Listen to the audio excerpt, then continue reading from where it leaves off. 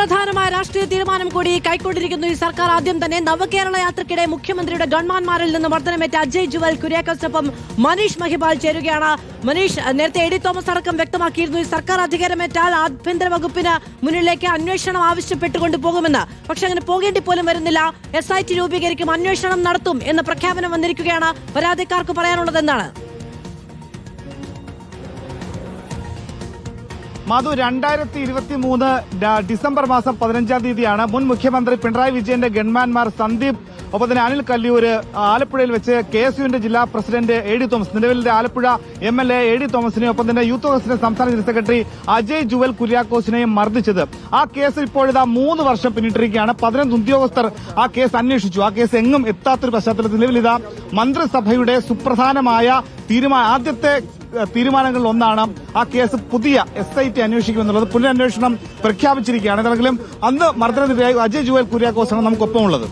വാഹന വ്യൂഹം കടന്നു പോയ ശേഷമാണ് ഞങ്ങളൊന്ന് പോലീസ് പിടിച്ച് മാറ്റിയ ശേഷം ഒന്ന് മർദ്ദിക്കുന്നത്. സ്വാഭാവികം അവരുടെ ഡ്യൂട്ടി അല്ലത്. അത് കൃത്യമായി കോടതിക്ക് മനസ്സിലായതിന്റെ അടിസ്ഥാനത്തിലാണ് ഞങ്ങൾ ഹാജരാക്കിയ ഈ പറയുന്ന ഫോട്ടോസും അതുപോലെ തന്നെ അവിടുന്ന് വീഡിയോസും ഞങ്ങൾ ഹാജരാക്കിയിരുന്നു. അതിന്റെ അടിസ്ഥാനത്തിലാണ് കോടതി തുടരന്വേഷണം ആഹ്വാനം ചെയ്തിരുന്നത്. 18 മാസം കഴിഞ്ഞു ഈ സംഭവം നടന്നിട്ട്. ഏകദേശം ഇപ്പൊ 7ാമത്തെ ഉദ്യോഗസ്ഥരാണ് അന്വേഷിക്കുന്നത്. അതായത് ജില്ലാ ക്രൈംബ്രാഞ്ചിൽ നിന്ന് 4ാമത്തെ ഉദ്യോഗസ്ഥരും അതിന് മുമ്പ് കേസ് കൊടുത്ത ശേഷം FIR രജിസ്റ്റർ ചെയ്ത് മുതൽ 3 അന്വേഷണ ഉദ്യോഗസ്ഥരും മാറിയിരുന്നു. അതായത് ഏകദേശം 7 അന്വേഷണ ഉദ്യോഗസ്ഥർ ഇതുവരെ മാറി.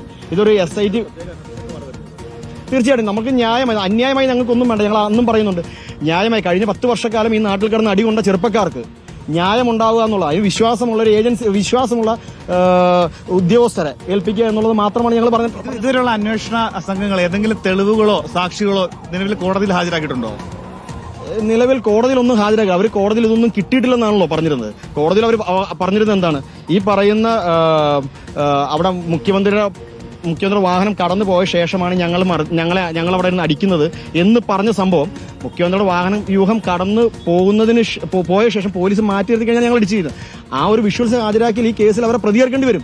അവരെ പ്രതി ചേർക്കാതിരിക്കാൻ വേണ്ടിയിട്ടാണ് ഈ പറയുന്ന മുഖ്യമന്ത്രിയുടെ വാഹന വ്യൂഹം കടന്നു പോയ അങ്ങനെ തെളിവില്ല എന്ന് അവർ പറഞ്ഞിരുന്നത്. സംഭവത്തിൽ ഇപ്പോഴും പരിക്കുണ്ട്, അതിൽ ചികിത്സ നടത്തുന്നുണ്ടല്ലേ? തീർച്ചയായിട്ടും അത് കഴിഞ്ഞ ഒരു 30 ദിവസക്കാലമായിട്ട് അന്ന് 2023 30 ദിവസക്കാലം ഞങ്ങൾ ഹോസ്പിറ്റലായിരുന്നു. ഞാനും തോമസും ഹോസ്പിറ്റലായിരുന്നു. അതിനുശേഷം കഴിഞ്ഞ എല്ലാ വർഷങ്ങളും ഞങ്ങൾ ഇതിന്റെ ട്രീറ്റ്മെന്റ് നടത്തിക്കൊണ്ട് പോരാ. എന്റെ ലിഗമെന്റ് സ്പ്രെയിൻ ആയതാണ്. അവന്റെ കഴുത്തിന് നീര്, തലയിലാണ് അടിയിട്ട് അവന്റെ കഴുത്തിന് നീരായിട്ട് ബന്ധപ്പെട്ട് അവന് ഒരുപാട് പരിക്കുകൾ സംഭവിച്ചിരുന്നു. ഈ സ്വന്തം പാർട്ടി അധികാരത്തിൽ എത്തിക്കഴിഞ്ഞാൽ ഇങ്ങനെ ഒരു നടപടി ഉണ്ടാകുമെന്ന് പ്രതീക്ഷിച്ചു? തീർച്ചയായിട്ടും ഞങ്ങൾ ഈ മറ്റ് കഴിഞ്ഞ ഗവൺമെന്റ് ഉണ്ടായിരുന്നപ്പോൾ ഇവരെ സംരക്ഷിക്കാനാണ് നോക്കിക്കൊണ്ടിരുന്നത്. അതല്ലാതെ ഇവരെ സംരക്ഷിക്കാനാണ് നോക്കിക്കൊണ്ടിരുന്നത്. ഇപ്പോഴത്തെ നിലവിലത്തെ ഗവൺമെന്റ് വരുമ്പോൾ ഞങ്ങൾക്ക് ന്യായമായി കിട്ടിയത് മാത്രം മതി, അല്ലാണ്ട് വേറൊന്നും ഞങ്ങൾ ആവശ്യപ്പെടുന്നില്ല.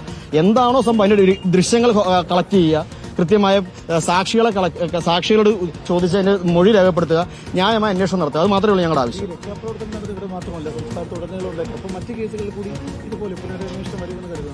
തീർച്ചയായും യൂത്ത് കോൺഗ്രസ് സംസ്ഥാന കമ്മിറ്റി മുഴുവൻ കേസുകളും നോക്കിയാണ് മുമ്പോട്ട് കൊണ്ടുപോയിക്കൊണ്ടിരിക്കുന്നത്. സ്വാഭാവികമായും എല്ലാ കേസുകളിലും ന്യായമായ അന്വേഷണം ഉണ്ടാവുമെന്നുള്ളത് തന്നെയാണ് ഞങ്ങളുടെ വിശ്വാസം.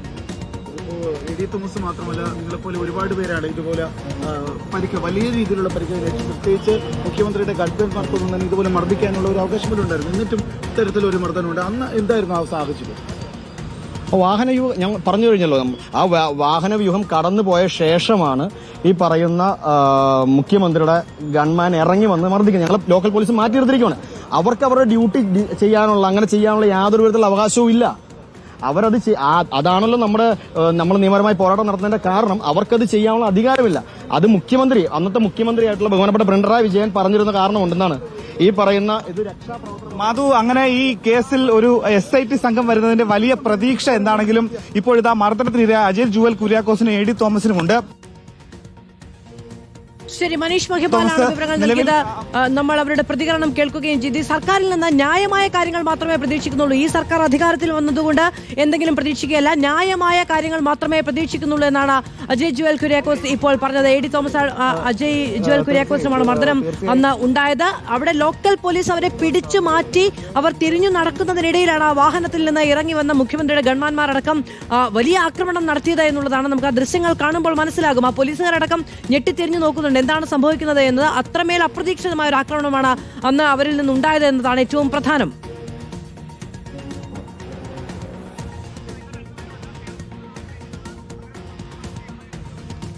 തീർച്ചയായും ഒരു കർശനമായ ഒരു നടപടി, ഒരു മാതൃകാപരമായ ഒരു നടപടി ഉണ്ടാവണം. അതാണ് നമ്മൾ ആഗ്രഹിക്കുന്നത്.